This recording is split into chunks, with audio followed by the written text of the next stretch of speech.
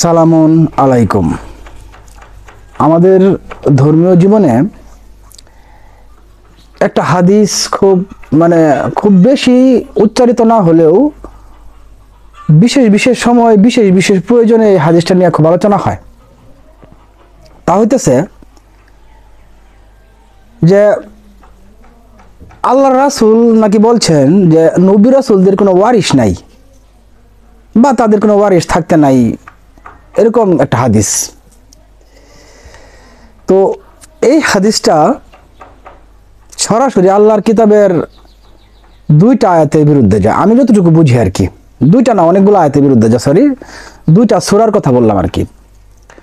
একটা হচ্ছে হামিম আস-সাজদা, আর একটা হচ্ছে সূরা নিসা।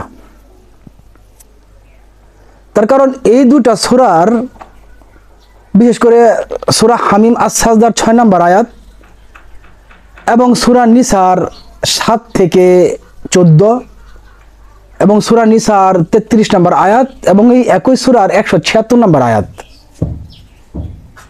এই এতগুলো আয়াতের বিরুদ্ধে যায় যদি আপনি বিশ্বাস করেন যে আল্লাহ রাসূলের কোনো নাই, ওয়ারিশ নাই। কেন?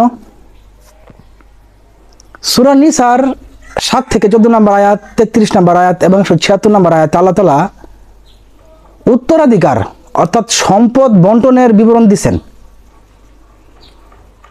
একজন পুরুষ মৃত্যুবরণ করার পর, একজন স্বামী বা একজন পিতা মৃত্যুবরণ করার পর তার রেখে যাওয়া সম্পদের কে কতটুকু অংশ পাবে সেটার কিন্তু একবার সবিস্তারে বিবরণ দেওয়া আছে।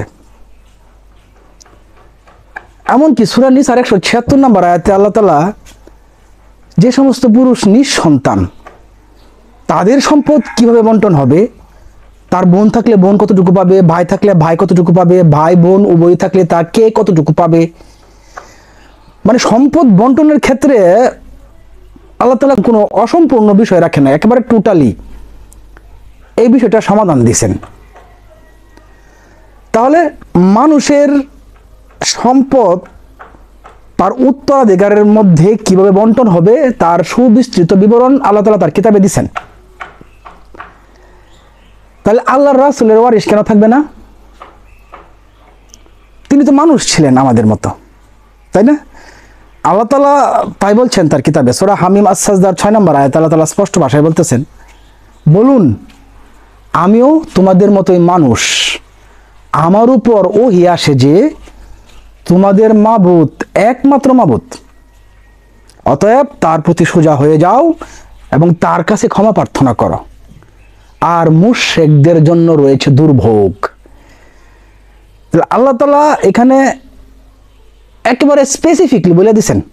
আপনি যত ইচ্ছা তর্জমা দেখেন, 5টা 10টা 15টা 20টা তর্জমা দেখেন, প্রত্যেকটা তর্জমায় একই।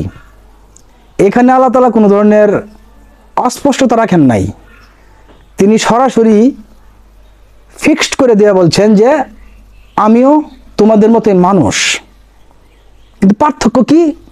যে আমার উপরে ওহী আসে এই মর্মে যে তোমাদের মাবুদই একমাত্র মাবুদ। পরিষ্কার না?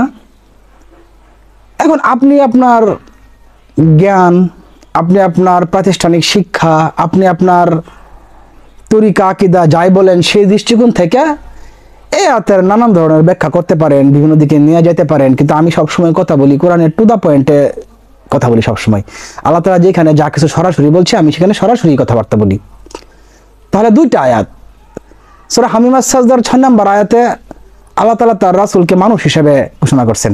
মানুষ, আমাদের মতো মানুষ, কিন্তু স্পেশাল মানুষ ছিলেন, সাধারণ মানুষ ছিলেন না। তাহলে উনি যদি মানুষ হয়ে থাকেন আল্লাহর আয়াত অনুযায়ী, তাহলে সূরা নিসার সম্পদ বন্টনের যে আয়াতগুলো সেটা কি তার জন্য প্রযোজ্য হবে না? আল্লাহর কিতাব অনুযায়ী যদি আপনি পুরোপুরিভাবে টু দা পয়েন্টে চিন্তা করেন, কারো দ্বারা ইনফ্লুয়েন্স না হইয়া নিজের জ্ঞানে, যেখানে আল্লাহ তাআলা সরাসরি এই দুইটা আয়াতে বলছেন যে আল্লাহর রাসূল একজন মানুষ এবং মানুষের জন্য সম্পদ বন্টনের বিধান, ব্যাস, আপনার আর এত কিছু বোঝার কোনো প্রয়োজন নাই। তাহলে এখন প্রশ্ন আসতে পারে বা একটা আগ্রহ মনের মধ্যে জাগতে পারে যে এটা তো সহিহ হাদিস।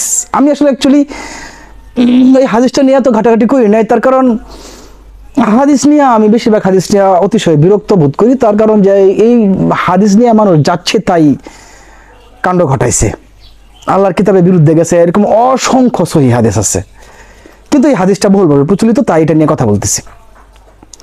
তাহলে এখন কেন এরকম একটা হাদিস বানানোর প্রয়োজন মানুষের কাছে মনে হলো যে এরকম একটা হাদিস বানানোর দরকার? এটা বানানো হাদিস। আপনি যদি কোরআন বিশ্বাস করেন তাহলে আপনাকে বিশ্বাস করতে হবে এটা বানানো হাদিস। তাহলে এই হাদিসটা মানুষ কেন বানাইলো?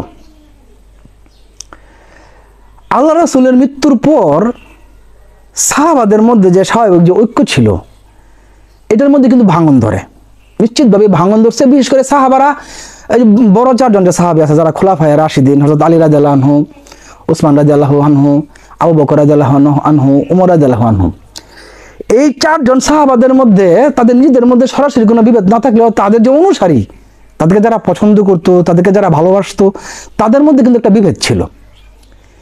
এবং এই বিভেদটা চরম আকৃতি ধারণ করে সিফিনের যুদ্ধের পর। সিফিনের যুদ্ধে যখন শিয়া এবং সুন্নি আলাদা হয়ে যায়, শিয়া সম্প্রদায়ের উৎপত্তি কিন্তু এবং সুন্নি সম্প্রদায়ের উৎপত্তি কিন্তু এই সিফিনের যুদ্ধ থেকে। এই সিফিনের যুদ্ধ, যে যুদ্ধে মুয়াবিয়া হযরত আলী রাদিয়াল্লাহু তাআলা আনহুর খেলাফতকে অস্বীকার করে খলিফার বিরুদ্ধে যুদ্ধ করলো, এবং ওখান থেকেই শিয়া সম্প্রদায়ের উৎপত্তি হইল, যারা ছিল আলীর পক্ষে, আর যারা আলী রাদিয়াল্লাহু আনহুর বিপক্ষে ছিল তারা হয়ে গেল সুন্নি। দুইটা বিভক্তি সৃষ্টি হয়ে গেল স্পষ্টভাবে। এই তখনই এক গ্রুপ আরেক গ্রুপের বিরুদ্ধে যায়, এরকম হাদিস বানানো শুরু করলো।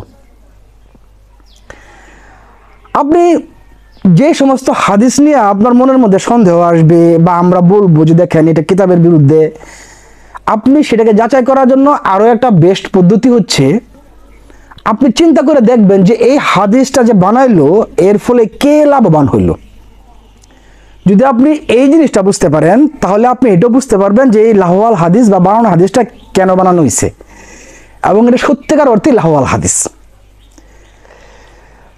আবু বকর রাদিয়াল্লাহু আনহুর বিরুদ্ধে একটা প্রসিদ্ধ অভিযোগ হচ্ছে যে ফাতেমা রাদিয়াল্লাহু আনহার যে একটা সম্পদ ছিল বাগে ফাদাক, একটা খেজুরের বাগান, যে বাগানটা আল্লাহর রাসূল সাল্লাল্লাহু আলাইহি ওয়াসাল্লাম ফাতেমা রাদিয়াল্লাহু আনহাকে দান করছিলেন, এবং এই বাগানটা আল্লাহ রাসূল পাইছিলেন খাইবারের যুদ্ধে বিজয় লাভ করার পর। ওই অঞ্চলের পার্শ্ববর্তী এলাকা ফাদাক, যে এলাকা ইহুদিদের মানে ঘনবসতি ছিল, এবং এই ইহুদিরা খাইবারের মুশরিকদের সাথে একাত্মতা ঘোষণা করছিল যে তারা আল্লাহর রাসূল যদি খাইবার অভিযান পরিচালনা করে তাহলে এই ইহুদিরা ওই খাইবারের যে মুশরিক আছে তাদেরকে সহযোগিতা করবে। এবং এই খবরটা আল্লাহ রাসূলের কাছে পৌঁছায় যায়, এবং আল্লাহ রাসূলের নির্দেশে খাইবার যুদ্ধের যে বিজয়ী বাহিনীর সেনাপতি হযরত আলী রাদিয়াল্লাহু তাআলা আনহু তাকে নির্দেশ দেন যেন তিনি ওই ফাদাক এলাকাও বিজয় করেন।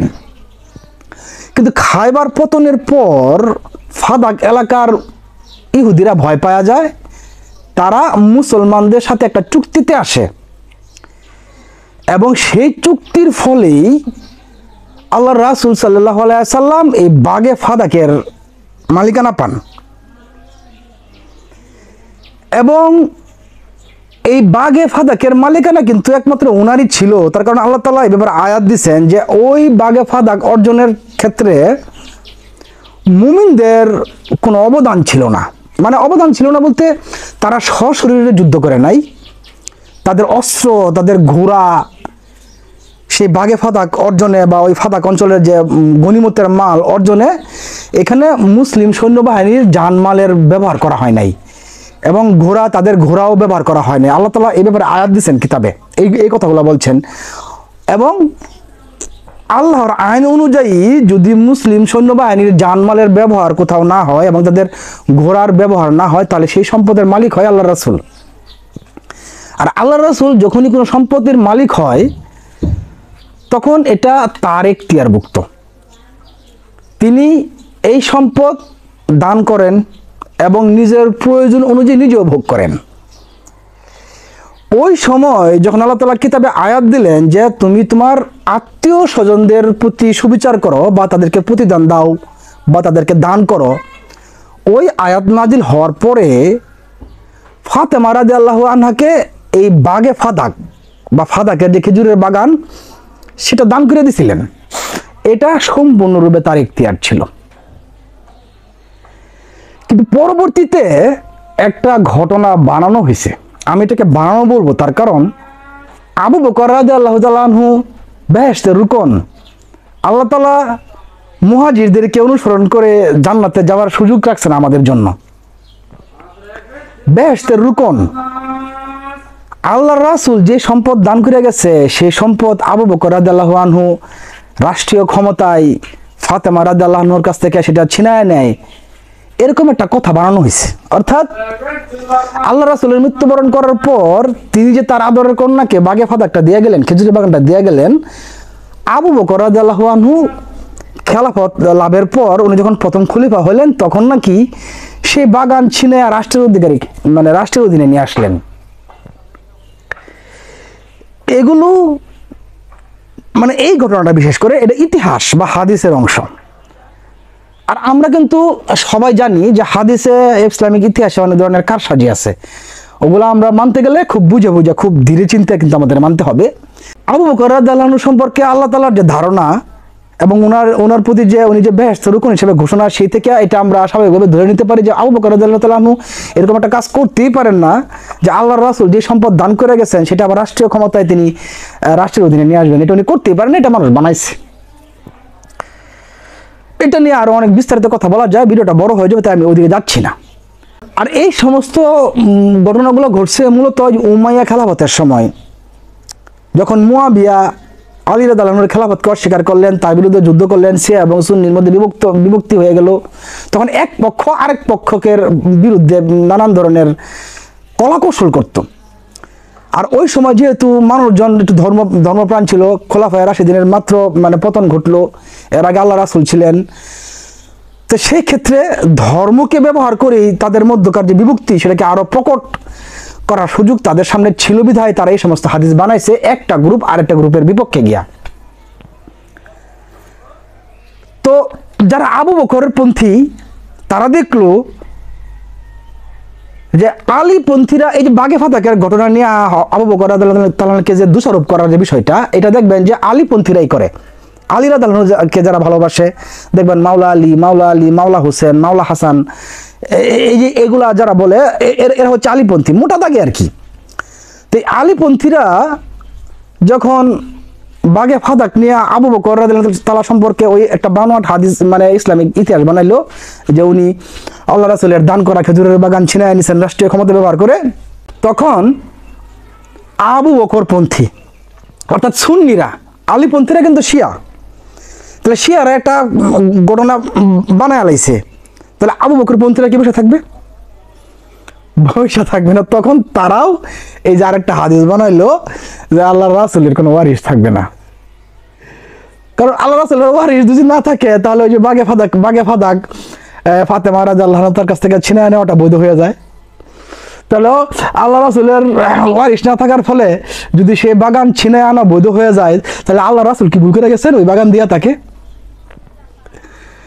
তাহলে তো ওটাও বিশ্বাস করা লাগবে যদি সুন্নিদের কথা আপনি বিশ্বাস করেন। তাহলে মিথ্যা এমন একটা বিষয় যেটা প্রকৃতিতে ভাসমান অবস্থায় থাকে, মিথ্যা কখনো স্থির থাকবে না, কারণ মিথ্যার ভিত সবসময় দুর্বল থাকে। তো এই সমস্ত মিথ্যা বানোয়াট হাদিস বা ইসলামিক ইতিহাসেরও কিন্তু বানোয়াট, যার ফলে এগুলোর মধ্যে ফাঁক ফুকর আছে। কিরকম ফাঁক ফুকর? আবু বকর রাদিয়াল্লাহু তাআলা আনহু যদি ফাতেমা রাদিয়াল্লাহু আনহার কাছ থেকে সেই বাগে ফাদাকের ছিনায় নিয়ে এসে থাকে, তাহলে পরবর্তীতে তো আরো 3 জন খলিফা আসছে, তার মধ্যে হযরত আলী রাদিয়াল্লাহু তাআলা আনহু স্বয়ং ছিলেন। তো তিনি সেই বাগান কেন ফেরত নিলেন না? কেন নিলেন না? তিনি ক্ষমা করছেন বা বিশৃঙ্খলা সৃষ্টি হবে এই ভয়ে তিনি সে কাজটা করেন না। যদি তিনি এটা করে থাকেন তাহলে জুলুমবাজকে ক্ষমা করে দেওয়া তো মুসলিমের প্রতি মানে অবিচার করার শামিল। তাহলে তো ওই হিসাবে আলী রাদিয়াল্লাহু তাআলা আনহু একই অভিযুক্ত হয়।